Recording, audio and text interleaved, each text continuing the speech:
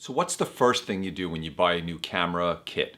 Got your camera, you got the lens that comes with it. You start to think about all the new lenses you want to get. I can get this lens for telephoto shooting, and I'll get a macro lens, and this one's got a really shallow depth of field. And I did the exact same thing when I bought my Canon M50. This is the Canon 15-45, f3.5 to f6.3. It's the kit lens that came with the M50 that I'm using right here. I'm shooting right now with the Canon 22mm f2 lens, and this was one of the lenses that you want to get after you get your camera. But one of the things that I'm finding with this M system that I've been using is that this little lens is the one that I'm starting to use more often. I just leave it on the camera. It works well for video, it works well for photography, and I'm finding that I'm enjoying using the kit lens, which is something that on my Nikon cameras I would never do. The 15-45 is basically a 24-70 equivalent. Now, in my Nikon system with my D750, I have a Tamron 24-70 f2.8 lens, and it's a great lens. They're usually expensive lenses, and it's something that I really use all the time. It's a very good focal range to just kind of walk around with. You get it's wide enough, but it also has some telephoto aspects to it, so it's a nice lens to have. And that's why most kit lenses that you get will be in that focal range. And so this is no different. But what did I do? Because I thought this was going to be a junky kit lens, I went out and spent a bunch of money that in hindsight I probably shouldn't have or didn't need to spend. So the first thing I did is I bought the Viltrox Speed Booster with the 50mm 1.8 Canon lens. And I thought this was going to be a great lens to give me, shallow depth of field, and I'd get that 50mm focal range. And I also bought the adapter so that I could also use all of Eric's lenses, because I have all Nikon lenses and Eric has a bag full of really great Canon L series lenses. So I was planning on using them on my M50, and I did sometimes, but I don't use this as much as I thought. And if you saw my M50 video, I don't even like this lens, and I'll put a link to that here. And I got a lot of feedback both ways on that. Some people love it and told me I was crazy for not liking this lens, and other people had the same experience and ended up getting rid of it. So this was a lens that I probably didn't need to spend the money on. Then, because I thought this 24-70 wasn't going to be good enough, I went out and bought a 17-50, which is almost a 24-70 equivalent. It's more like a 28-70 equivalent, f2.8 lens. And I'm like, this is going to be great. It's stabilized. It's a Tamron lens. I knew I liked it. It's made for a crop sensor. Put it on the M50, and I'd be good to go. And now I'll have a 24-70 2.8 lens. Well, it's big, it's heavy, and it's actually a little slow to focus. So it's not one of my favorites, so I don't use this one hardly ever. The other lens I bought, mostly for landscape photography, is this. This is the Tokina 11-16 f2.8, wide-angle lens that I use for landscape photography and, that type of shooting. And I have used this quite a bit, and it's a good lens, and I've used it here doing these kind of videos also. But it's also big, and I need to use this adapter, the Canon adapter, to make it work. So when I want to use this, it takes a pocketable little situation like this, and now I have this. So it's not something that I can throw in a bag, or it's just cumbersome and it's big.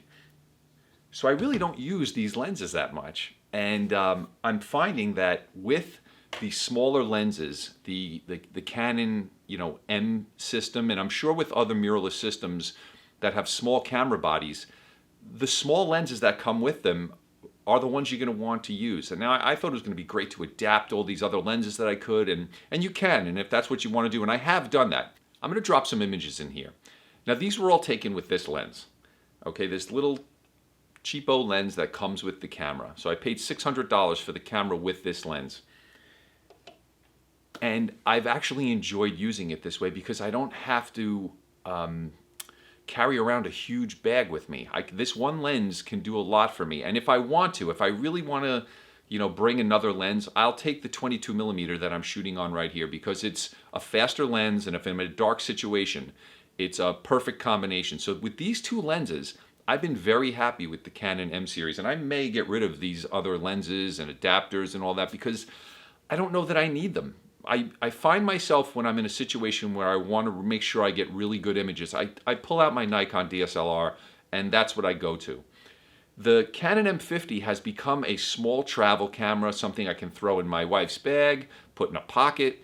I'm going to a family event, or like I did a few weeks ago, I went to a wedding. I like to take this camera with me. And the f2 lens is great. This little 22mm is perfect for that. And if I want to have a more options while I'm shooting, I just take this kit lens with me. And the two of them together are, you know, the other one's a pancake lens, the 22mm. So between the two of them, the lenses are nothing. And I'm finding that with the smaller mirrorless systems, that's what I am really enjoying. So here's some images, you know, that I've taken with this lens. So before you go out and spend money on extra lenses and adapters and, you know, all this other stuff, you can get some really nice images with this. The first group of images here are from Walt Disney World. I did a test where I shot some fireworks, comparing it to my Nikon. And I have to be honest with you, other than the dynamic range difference in the two cameras, the images are equally sharp. And I shot one with a $1,000 lens and the other one with this. So in that situation, when you're working off a tripod, it's great. Now for another trip, I took it to Washington, D.C. And I wanted to see what kind of images I can get with just this setup. And these are images that I've taken over that day. There were some images of my family. We were walking around in Old Town in Alexandria, just some landscape shots and just kind of general street walking around photography. Then we went to the Capitol at night and I took some images of, you know, some of the buildings there at night. And these were all taken with this lens. And I was super happy with the results. And I didn't have to carry around a huge bag full of gear. I had one camera, one lens, and for some of them I had a tripod with me. And that's it. So it was really great and freeing to not have to carry all that stuff around. So the point of this video is, if you're going to get the Canon M50, get it with this lens and use it for a while before you go crazy getting a bunch of other stuff. You may not need to, and you may find that this fits the bill and it might work out for you for a little while. Get comfortable with it and then start to see what your limitations are with this lens. Then you start getting other lenses. I didn't do that. I used my experience from my DSLR and I'm like, I need this lens, I need to get that, I need this, I need wide aperture, I need blah, blah. And I ended up buying all these lenses that are sitting here that I really never ever use. I use two lenses with this camera system. I use the one that's on the camera right now, and I use this one. This 15-45 is a good little kit lens. It's light. It's a great way to use the M50 as a travel camera.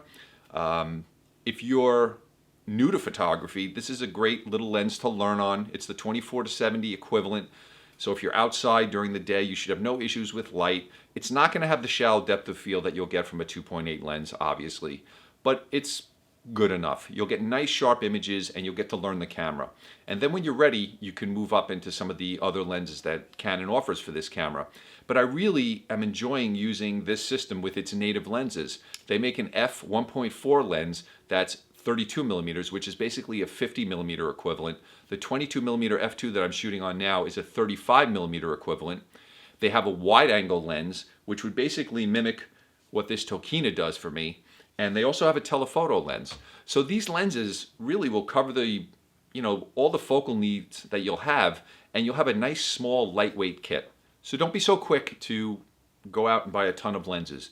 Use this 15-45 and see what it does for you. If you guys have this lens, I'd love to hear what you think about it because, you know, other than it being a little slow with the aperture, this has been a really great lens for this camera and I was surprised. And I like using it for video too because it's also wide enough at 15mm where, you know, the 24mm is actually pretty good for doing this kind of photography. It's a little tight for vlogging, but it's not the worst.